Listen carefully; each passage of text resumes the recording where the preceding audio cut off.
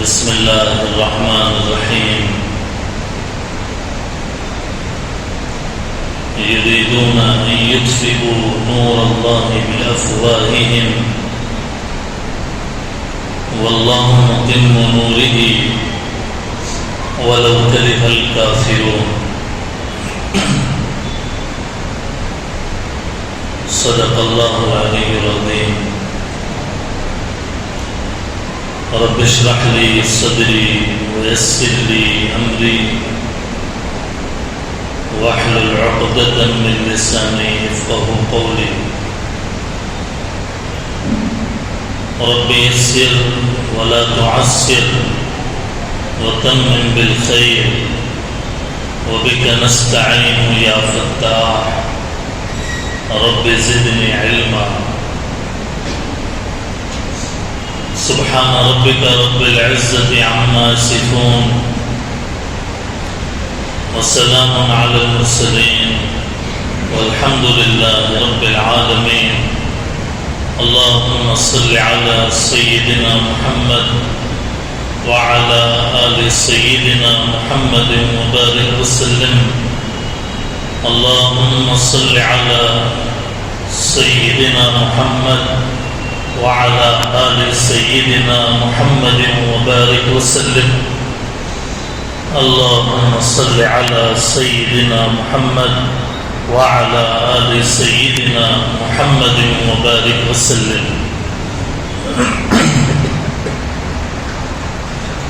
حاضرین محترم، سامعین عالی مقام، ادب اور احترام کے لائق معزز بزرگوں، عزیزوں اور دوستوں، روزانہ جیسے جیسے دن گزرتے جا رہے ہیں رمضان المبارک کا بابرکت مہینہ ہم سے قریب آتا جا رہا ہے۔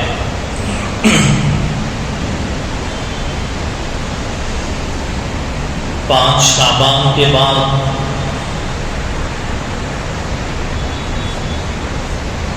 اگلے جمعے بھی پیوستہ یہ بات بیان کی گئی اور آج تقریباً شعبان کی 19 تاریخ ہو گئی۔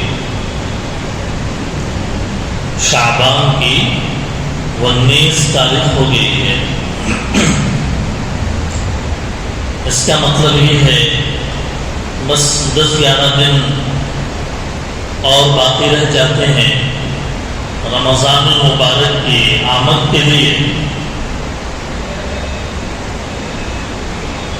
اس مناسبت سے ہمیں غور کرنا ہے کہ ہم نے رمضان کی کیا تیاری شروع کی ہے۔ اس سے پہلے کے جمعوں میں بات بیان کی گئی تھی کہ رمضان میں جو عبادتیں آدمی کرتا ہے اس کی مشق شعبان میں شروع کر دے۔ رمضان میں روزے رکھتا ہے تو شعبان ہی میں روزے رکھنے کی عادت شروع کر دے۔ پیر جمعرات کا روزہ رکھے، شب برات کے بعد والے دن کا روزہ، ایام 20 کے روزے، نفلی روزے رکھنے کی عادت ڈالے۔ رمضان میں تلاوت آدمی کرتا ہے کثرت سے تو شعبان کے مہینے ہی سے تلاوت کا ماحول بنائے، اپنے آپ کے لیے وقت نکالے قرآن پڑھنے کے لیے۔ روزانہ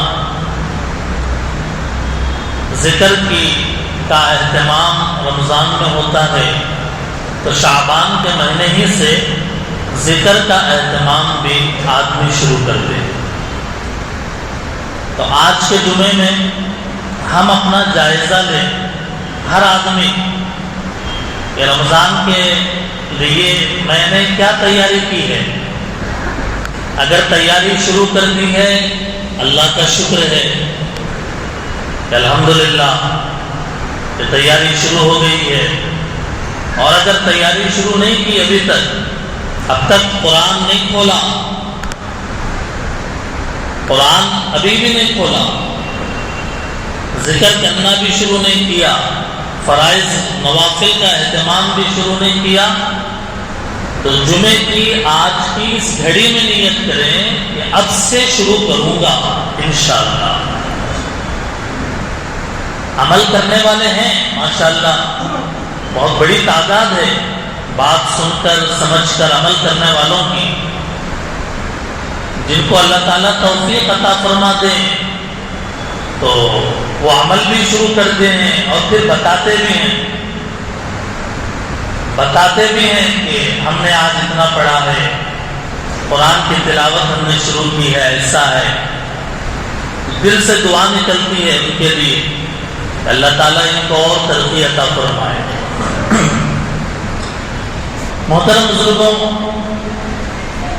آج کے بعد ایک اور جمعہ آئے گا شعبان کے مہینے میں، یعنی شعبان کی 26 تاریخ ہوگی، آئندہ جمعہ 26 شعبان کی تاریخ ہوگی، تو اس کا مطلب یہ ہوا کہ اس کے 4-5 دن کے بعد رمضان شروع ہوگا،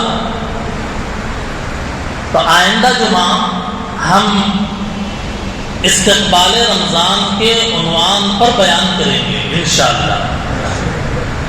رمضان کا استقبال کیسے ہونا چاہیے، اس ٹاپک پر آئندہ جمعہ ہم بیان کریں گے۔ آج کے جمعے میں جیسا کہ آپ حضرات کے علم میں بھی ہے کہ جس عنوان کو اختیار کیا گیا ہے وہ بڑا اہم عنوان ہے، اور جب تک میں وضاحت نہیں کروں گا آپ گیس بھی نہیں کریں گے، جب تک میں وضاحت نہیں کروں گا کہ عنوان کے پیچھے کیا ہے تو اندازہ بھی نہیں لگے گا کہ موجودہ حالات کیسے، حالات کی پکار کیا ہے اور مسلمان کتنے غافل ہیں۔ یہ عنوان ہے آج کے جمعے کا، حالات کی پکار اور غافل مسلمان، یہ عنوان ہے۔ دعا کریں کہ اللہ تعالیٰ اس عنوان کا حق ادا کرنے کی توفیق عطا فرمائے، چونکہ ایک انتہائی اہم ترین حساس مسئلہ ہے اور اس سے لوگ بڑے غافل ہیں۔ لوگوں نے بس نماز پڑھنے کو دین سمجھا ہوا ہے، قرآن پڑھنے کو دین سمجھا ہوا ہے، روزہ رکھنے کو دین سمجھا ہے، حج عمرہ کرنے کو دین سمجھا ہوا ہے بالکل، یہ ساری چیزیں دین کا حصہ ہیں، یہ سب عبادات ہیں، یہ ایکٹیویٹیز ہیں، یہ اسلام کے عبادات ہیں۔ یہ آدمی جب زندہ رہے گا تو یہ کام کرے گا، اگر زندہ ہی نہ رہے، وہ جس ملک میں رہ رہا ہے اس ملک کے اندر اگر اس کا وجود خطرے میں پڑ جائے، اس کا وجود اگر خطرے میں پڑ جائے تو پھر وہ کیا عبادات کرے گا؟ میں زیادہ تمہید نہیں دوں گا، یہ ملک جس کے اندر ہم رہ رہے ہیں، ملک ہندوستان،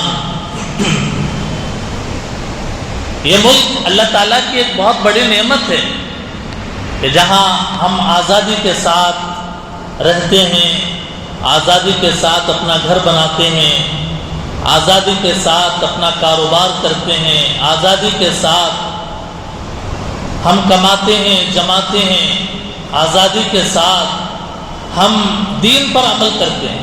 تو یہ جو آزادی ہے بہت بڑی نعمت ہے۔ کچھ لوگ یہ چاہتے ہیں کہ آزادی کی یہ نعمت کو ان سے چھین لے، کچھ لوگ یہ چاہتے ہیں کہ آزادی کی اس نعمت کو ان سے چھین لیا جائے، زمین ان کی نہ رہے، جائیداد ان کی نہ رہے، اور اس ملک میں جینے کا انہیں کوئی حق نہ رہے، انہیں اس ملک کا دوسرے درجے کا شہری بنا دیا جائے۔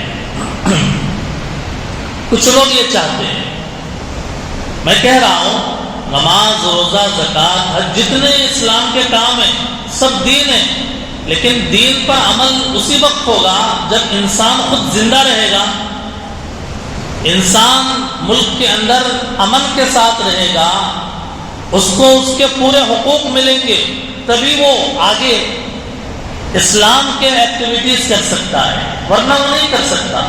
اس کا وجود ہی خطرے میں پڑ جائے، نہ اس کو آزادی کے ساتھ رہنے کا اختیار ہو، نہ آزادی کے ساتھ جینے کا اختیار ہو۔ اسی لیے اس عنوان کی طرف توجہ دینے کی ضرورت ہے کہ یہ ملک جس کے اندر ہر طرح کا انسان ہے، بڑی غور سے بات سنیے، اس ملک کی جو بنیاد ہے، جس کو آئین کہا جاتا ہے، قانون، اس ملک کا جو قانون ہے، آئین، کانسٹیٹیوشن اس ملک کا، جس کے اندر قوانین ہیں، ملک کیسے چلے گا، ملک کے اندر رہنے والے کیسے ہوں گے، یہ ملک کے اندر آزادی ہوگی یا نہیں ہوگی، اے ٹو زیڈ اس کے اندر یہ سب قوانین کو جمع کیا گیا ہے، سپریم کورٹ سے لے کر جتنے نچلے پنچایت تک کی عدالتیں اور جتنے دنیاوی امور ہیں، یہ سب اسی کے ماتحتی میں، اس کی انہی قانون اور ضوابط کی روشنی میں چلتے ہیں۔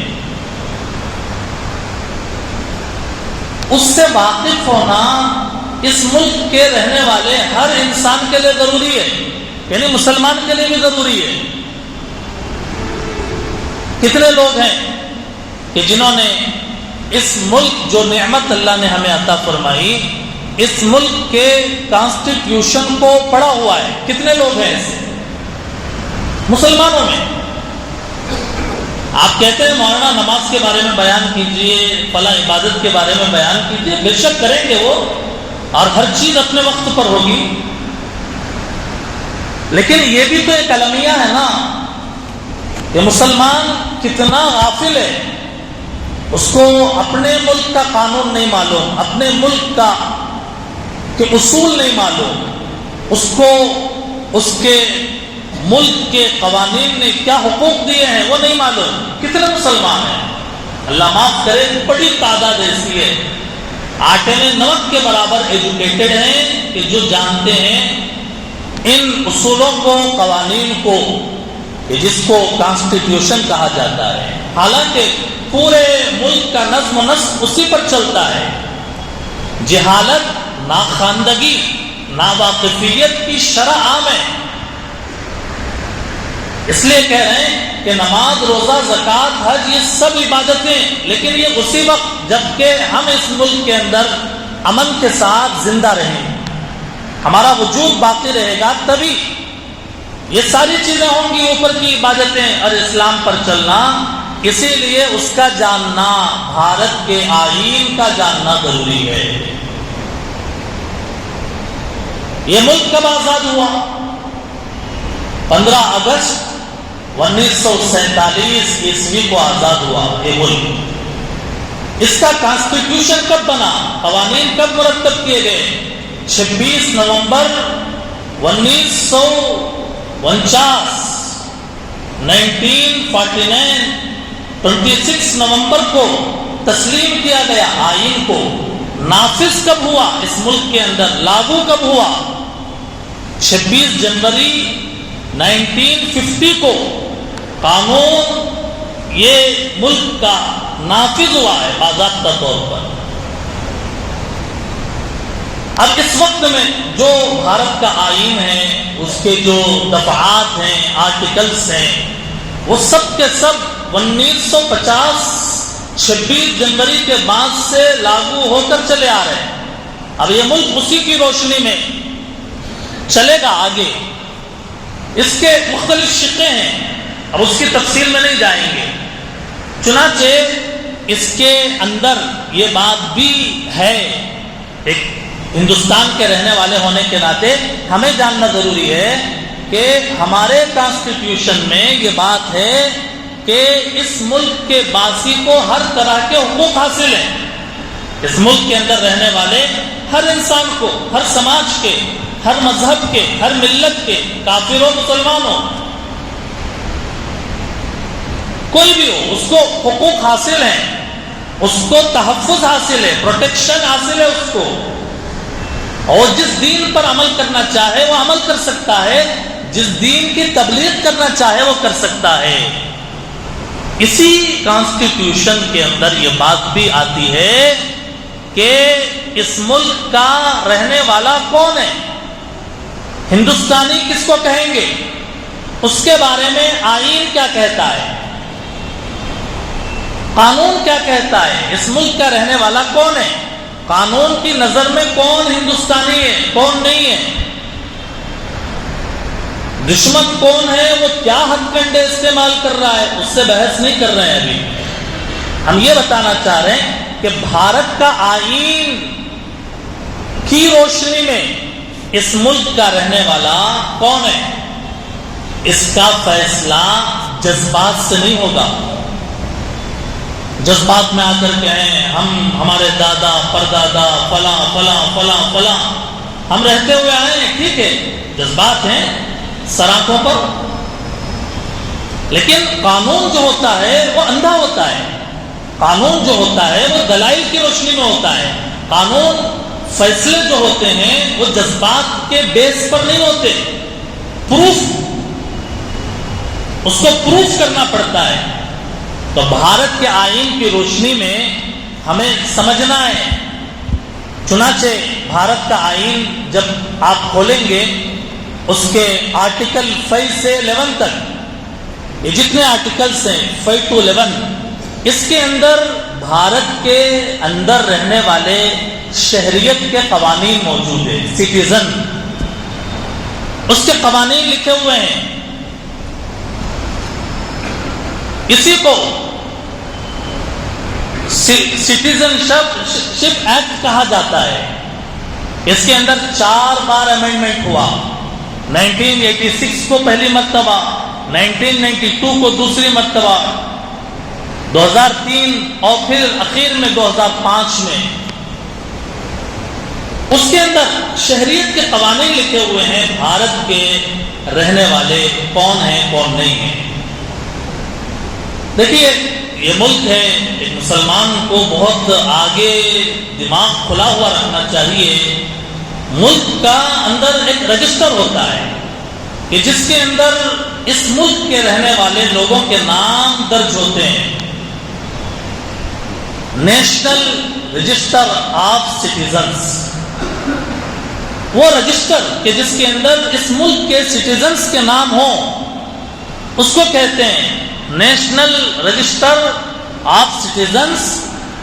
ایسے ہی اسی کے قریب قریب ملتا ہوا ایک ہے جس کو عام زبان میں ہم کہتے ہیں جنابہ سنکھیا، دیکھتے ہیں کہ کہاں کتنے لوگ ہیں، جنابہ سنکھیا، تو نیشنل پاپولیشن رجسٹر، یہ دو قریب قریب کچھ فرق ہوگا، لیکن یہ پورے ملک کے اعتبار سے ایک ملک کے اصول کے اعتبار سے ایک رجسٹر ہوتا ہے، اس کے اندر اس کے نام درج ہو جاتے ہیں۔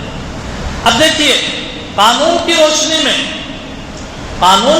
میں ہمیں یہ سمجھنا ہے، میں بار بار کہہ رہا ہوں کہ آپ یہ کہیں گے، آپ بہت سارے لوگوں کے ذہن میں بات آئے گی، بھائی نماز کے بارے میں بتائیے، روزے کے بارے میں بتائیے، اس کے مسائل بتائیے، لیکن میں کہہ رہا ہوں نماز، روزہ، زکوٰۃ، حج، یہ سب سر آنکھوں پر، لیکن جب ہم باقی رہیں گے ملک میں، ہمارا وجود رہے گا اس ملک میں، ہمیں امن کے ساتھ، شانتی کے ساتھ، بھائی چارگی کے ساتھ جب یہاں رہنے دیا جائے گا تب عمل کریں گے نا۔ اگر وہی خطرے میں پڑ گیا، اور مسلمانوں کے پاس کیا پلیٹ فارم ہے، مسلمان کے پاس اخبار پڑھتا ہے مسلمان، ایک مسلم امت کو کوئی بات اگر بتانی ہے تو کیا پلیٹ فارم ہے؟ جمعے کا ایک بہت بڑا پلیٹ فارم ہوتا ہے، اس کے ذریعے سے لوگوں کو بیدار کیا جاتا ہے کہ بھائی صاحب آپ اس طرف بھی توجہ دیجیے، ادھر بھی دیکھیے، صرف گھر دکان کمائی بینک بیلنس اپنی جگہ اللہ برکت دے، اور لیکن اس سے ہٹ کر بھی دیکھیے دوسری طرف، ملک کے لیے، قوم کے لیے، ملت کے لیے سوچیے، اپنے نالج کو پرکھیے کہ نالج کتنا ہے، ہمارے اندر جذبہ کتنا ہے پڑھنے کا، لکھنے کا، اپنے ملک کو جاننے کا، ملک جو نعمت ہے۔ اس لیے حالات جیسے ہیں آپ کے علم میں ہیں، حالات اچھے ہوں یا خراب ہو، ہر آدمی کو اس قانون کی روشنی میں اپنے کاغذات کو دیکھنا چاہیے، اپنے دستاویز کو دیکھنا چاہیے۔ میں بات بہت مختصر کر رہا ہوں۔ دستاویز، کاغذات، گورنمنٹ جن ڈاکیومنٹس کو کا اعتبار کرتی ہے، اس سلسلے میں مسلمانوں کو غفلت نہیں برتنا چاہیے، مسلمانوں کو غفلت نہیں برتنا چاہیے۔ بہت سارے ہیں اس کے اندر، آپ ration card, Aadhaar card, passport اور پین کارڈ اور بہت سارے کارڈز ہیں، اس کا کیا ویلیو ہے اور وہ کہاں، اس کے تفصیل کا یہ موقع نہیں ہے۔ ان سب کے اندر بنیادی طور پر اگر آپ دیکھیں تو برتھ سرٹیفکیٹ یہ نمبر اول پر ہے۔ آپ کے پاس اگر برتھ سرٹیفکیٹ ہے اور آپ کے پورے پروفs اسی برتھ سرٹیفکیٹ کے آدھار پر میچ کرتے ہیں، حالات کیسے بھی خراب ہو جائیں، پریشان ہونے کی کوئی ضرورت نہیں ہے۔ آج بھی بہت سارے ماں باپ ہیں، بچے پیدا ہو گئے، ہاسپٹلس میں پیدا ہو گئے، گھر پر ولادت ہو گئی، برتھ سرٹیفکیٹ لینے کی، کوئی جنم پتر لینے کی کوئی فکر ہی نہیں کی، لیا ہی نہیں، نظر انداز کر دیا، چھوڑ دیا، بعد میں 2-4 سال کے بعد فکر کیا، پریشان۔ جس وقت بچہ پیدا ہوا اس وقت یہ پروسیس کر لینا آسان ہے، بعد میں مشکلات پیش آئیں گی۔ اس کے لیے اب آئیے اس ملک کے اندر اس سارے حقوق تحفظات اگر ہمیں استعمال کرنا ہے تو ہمیں قانونی اعتبار سے اپنے دستاویزات کے اندر درستگی برتنا چاہیے۔ ایک ایکٹ ہے 1955 کا، 1955 کا جو ایکٹ ہے اس کے مختلف پہلو ہیں۔ میرے موبائل میں انگلش میں وہ ایکٹ PDF کی شکل میں ڈاؤن لوڈ ہے۔ اس کے اندر شہریت، ایک ملک کے اندر رہنے والے کو شہریت، ہندوستان کے رہنے والے کو شہریت جو دی جاتی ہے وہ کیسے، اس کے اندر ایک سٹیزن شپ بائی برتھ، ایک سٹیزن شپ بائی رجسٹریشن، اور 2-3 پہلوؤں سے اس میں بحث کی گئی ہے۔ اس کے اندر جو برتھ سے، پیدائش سے جو بحث کی گئی ہے، اس کے اندر اس ایکٹ کے اندر 1955 کا جو ایکٹ ہے اس کی روح سے یہ سمجھنا ہے کہ اس ایکٹ کے اندر 3 حصے کیے گئے ہیں۔ وہ 3 حصے کیا؟ تاریخ کے 3 حصے 1950، 26 جنوری 26 جنوری 1950 سے لے کر 1 جولائی 1987 تک، یہ جو پریڈ ہے 1950 26 جنوری سے، نوٹ ذہن میں رکھ رہے ہیں نا، 1 جولائی 1987 تک کا جو پریڈ ہے، اس ایکٹ کے اندر یہ بات ہے، اس کے اندر جو پیدا ہونے والے، یعنی اس کے اندر جو پیدا ہونے والے ہیں ان کے پاس اگر برتھ سرٹیفکیٹ ہے تو ان کے اس ملک کے سٹیزن ہونے کے لیے کافی ہے، کافی ہے ان کے لیے۔ یا نہیں، پاسپورٹ اگر ان کا ہے تب بھی پاسپورٹ کے ذریعے سے بھی ان کے اس ملک کا سٹیزن ہونا ثابت کیا جا سکے گا. یہ فرسٹ ڈیٹ میں نے بتائی 26 جنوری 1950 سے 1 جولائی 1987 تک. ایک کوئی اور شرط نہیں اس ایکٹ کی روشنی میں، آپ پڑھ لیں بعد میں، کہ ان کے پاس اگر برتھ ہے، برتھ سرٹیفکیٹ ہے، کافی ہے ان کے شہریت کے لیے. دوسرا 1887 1 جولائی سے لے کر دسمبر 2004 تک اس کے درمیان میں جن لوگوں کی ولادت ہوئی ان کے پاس نمبر 1 اپنا برتھ سرٹیفکیٹ ہو، نمبر 2 ان کے پاس اپنے والدین اور ان میں سے کسی ایک کا، والد کا یا والدہ کا برتھ سرٹیفکیٹ ہے تو ان کے ہندوستانی سٹیزن ہونے کے لیے کافی ہے. اپنے والدین یا ان میں سے کسی ایک کا. اگر بائی برتھ ہونے کی وجہ سے یہ بات بتا رہے ہیں، اور بھی شقیں ہیں اس کے اندر. 1987 سے دسمبر 2004 تک کی یہ صورتحال، اپنا بھی ہو اپنے والدین کا بھی ہو. تیسرے 2004 دسمبر سے لے کر اب تک جتنے لوگوں کا ہے اپنے اور اپنے والدین کا، یہ بھی تقریباً قریب. ایک اور شرط ہے اس کے اندر. کہنے کا حاصل یہ ہے کہ اب یہ 1955 کا جو ایکٹ ہے آپ کو اگر سمجھ میں آیا تو الحمدللہ، نہیں سمجھ میں آیا تو آپ سمجھنے کی کوشش کیجئے قانون دانوں سے. 5 منٹ میں 10 منٹ میں پورے طور پر سمجھ میں آنا کوئی ضروری نہیں ہے. اہمیت آپ کو سمجھ میں آئی کہ بھئی ہاں نہیں سمجھنا ہے تو بعد میں وقت نکال کر سمجھیے اس کو. میں آگے بڑھنا چاہ رہا ہوں. اب بہت سارے لوگ کہتے ہیں کہ اتنے زمانے پہلے کا 1960 کا برتھ سرٹیفکیٹ کیسے نکلے گا. ایک مولانا ہے خالد بیگ ندوی، وہ سپریم کورٹ کے وکیلوں کے ساتھ، ہائی کورٹ کے وکیلوں کے ساتھ انہوں نے اس ایکٹ کو سمجھا اور برتھ سرٹیفکیٹ کے بارے میں انہوں نے تفصیلات جمع کی. انہوں نے کہا کہ 90 سال کا بوڑھا بھی اگر حاصل کرنا چاہے، برتھ سرٹیفکیٹ حاصل کرنا چاہے، 90 سال کا بوڑھا بھی حاصل کر سکتا.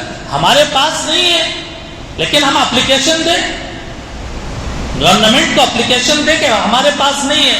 اس کے طریقہ کار یہ بتایا کہ اگر ہاسپٹل میں پیدائش ہوئی ہے تو ہاسپٹل کو ہم اپلیکیشن دیتے ہیں کہ بھئی ہمیں برتھ سرٹیفکیٹ چاہیے، اور اس زمانے کا اب ہونا ضروری نہیں ہے. اگر گھر کے اندر برتھ ہوئی ہے، پیدائش ہوئی ہے، اس کا طریقہ یہ بتایا کہ نوٹری کی تصدیق کے ساتھ ایک اپلیکیشن حلف نامہ تیار کر کے اس بات کا کہ میرے پاس پیدائش کا سرٹیفکیٹ نہیں ہے، آپ پنچایت میں یا کارپوریشن آفس میں جمع کر دیں. پر میرے پاس نہیں ہے، ڈیٹ آف برتھ ڈے نہیں ہے، سرٹیفکیٹ نہیں ہے میرے پاس، یہ ایک نوٹری کے ساتھ آپ جمع کر دیں. وہاں سے آپ کو یہ ثبوت دیا جائے گا کہ واقعی آپ کے پاس سرٹیفکیٹ نہیں. اس کو ڈسٹرکٹ کورٹ کے اندر جمع کرنا، وکیل کی مدد سے ڈسٹرکٹ کورٹ کے اندر جمع کرنا، اور پھر اس کے بعد میں 2-3 مرحلے آئیں گے. اس میں 2-3 مرحلوں کے اندر عدالت کے ذریعے سے آپ کو یہ سرٹیفکیٹ دیا جائے گا برتھ کا. خالد بیگ ندوی بڑی عمر کے آدمی ہیں، میں سمجھتا ہوں کہ 60-70 کے ہوں گے. انہوں نے یہ بات کہی، میرا خود سرٹیفکیٹ نہیں تھا، میں نے اسی پروسیس سے میں نے اس کو فالو کیا اور میرا بن گیا. اس سے پتہ یہ چلا کہ لوگ ٹینشن زیادہ لیتے ہیں، کام کرنے کا طریقہ اس کو سمجھتے نہیں ہیں. ٹینشن، ڈپریشن، ارے کہاں ہے بھائی، کچھ بھی نہیں ہے، کاغذات نہیں ہے، وہ نہیں ہے، نہیں ہے. آپ قانون معلوم کر کے اس کو فالو اپ کیجیے. کسی وکیل کے ذریعے سے، بھائی میرے پاس سرٹیفکیٹ نہیں، مجھے بنانا ہے، کسی وکیل کے ذریعے سے معلومات حاصل کر کے اسٹیپ بائی اسٹیپ آگے بڑھیں تو انشاءاللہ اس سلسلے میں ضرور مدد ہوگی اور کام بنے گا. یہ میں نے اس کو حاصل کرنے کے سلسلے میں بات بتائی. اب جب یہ بن جائے، ڈیٹ آف برتھ بن جائے، اب جتنے پروفس ہیں وہ پورے پروفس کو میچ کیجیے، سب کو برابر کیجیے. آج مصیبت یہ ہے کہ ہمارے نام آدھار کارڈ میں ایک ہے، ووٹر آئی ڈی میں ایک ہے، پاسپورٹ میں ایک الگ نام ہے، پین کارڈ میں ایک الگ نام ہے ایک ہی انسان، لیکن اس کے 4 شکلیں ہیں. کسی کے اندر محمد ہے، کسی میں نہیں ہے. کسی کے اندر پٹیل ہے، کسی کے اندر پٹیل نہیں ہے. کسی کے اندر پاشا ہے اور کسی کے اندر پاشا نہیں ہے. میچنگ نہیں ہے. جتنے کاغذات ہیں میچنگ نہ ہونے کی وجہ سے آسام میں 10 لاکھ لوگ ایسے تھے جن کے پاس پورے پروفس موجود ہیں، لیکن یہی غلطیاں، اسپیلنگ مسٹیکس، جس کی وجہ سے ریجیکٹ ہو گئے.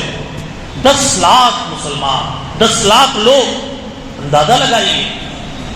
اس لیے ہمارے جو دستاویز ہیں، کاغذات ہیں، اس کو ایک مین کاغذ بننے کے بعد، جیسے ڈیٹ آف برتھ سرٹیفکیٹ جو ہے یہ اہم، پاسپورٹ یہ بھی بہت اہم ہے. اس کے بیس پر اپنے پورے پروفس کو، ڈاکیومنٹس کو آپ میچ کرتے چلے جائیں، اس کے اندر جو غلطیاں ہیں اس کو سدھارتے چلے جائیں. دیکھیے ابھی کہیں سے اعلان کچھ بھی نہیں ہوا، آپ سمجھ رہے ہیں کہ کہیں سے کچھ اعلان ہوا ہوگا، NRC کا، NPR کا، کچھ لوگ کہتے ہیں ہوگا، کچھ لوگ کہتے ہیں نہیں ہوگا. ہم اس بحث میں جا ہی نہیں رہے. ہم یہ کہہ رہے ہیں کہ ہم اس ملک کے رہنے والے ہیں، بھائی ہمارے کاغذات اگر ہم صحیح کر کے رکھ لیں گے تو کیا برا ہے؟ ارے ہوگا نہیں ہوگا بات کی بات ہے. ہم اس ملک کے رہنے والے ہیں یا نہیں، اس پر سوال اٹھے گا یا نہیں اٹھے گا بات کی بات ہے. وہ چھوڑیے، وہ حالات جب آئیں گے تو آئیں گے، لیکن ہمیں یہ فکر کرنا ہے کہ ہمارے کاغذات صحیح کیوں نہیں ہیں. مسلمان غفلت میں کیوں ہے؟ مسلمان اپنے ڈاکیومنٹس کو میچ کرنے کی طرف توجہ کیوں نہیں دے رہا؟ اس کی غلطیوں کی، اسپیلنگ مسٹیکس کی تصحیح کیوں نہیں کر رہا ہے؟ ایک میں نا محمد میں MO ہے، دوسرے ڈاکیومنٹس میں MA ہے، MU ہے. ایک میں محمد میں لاسٹ میں MMED اور ایک میں MMAD. ایک ایک حرف کے فرق کے ساتھ. تو آج یہ بیان کرنے کا مقصد یہ نہیں ہے کہ کوئی NRC NPR وغیرہ کچھ اس کا اناؤنس، کچھ نہیں، بس یہ فکر دلانا ہے مسلمان اس طرف توجہ دیں، اپنے اغلاط کو صحیح کریں. کسی ڈاکیومنٹ میں شیخ صدیق ہے، کسی میں صرف صدیق ہے، یا کسی میں صدیق شیخ ہے. ایسے جو چھوٹے چھوٹے ہم سمجھتے ہیں لیکن بڑے بڑے اثرات رکھتا ہے. اس لیے اس طرف توجہ دینے کی ضرورت ہے. اسی لیے کسی نے کہا کہ اگر ہمیں امن کے ساتھ رہنا ہے اور ٹینشن آنے سے پہلے ہی ہم سدھار کر لیں، کہ حالات بہت خراب ہو جائیں تب سر پکڑ کر بیٹھنا کون سی عقل مندی ہے؟ جب امن امان ہے، جب عافیت کے ساتھ ہیں، تو ہم فکر کر کے اس طرف توجہ دے سکتے ہیں یا نہیں دے سکتے ہیں.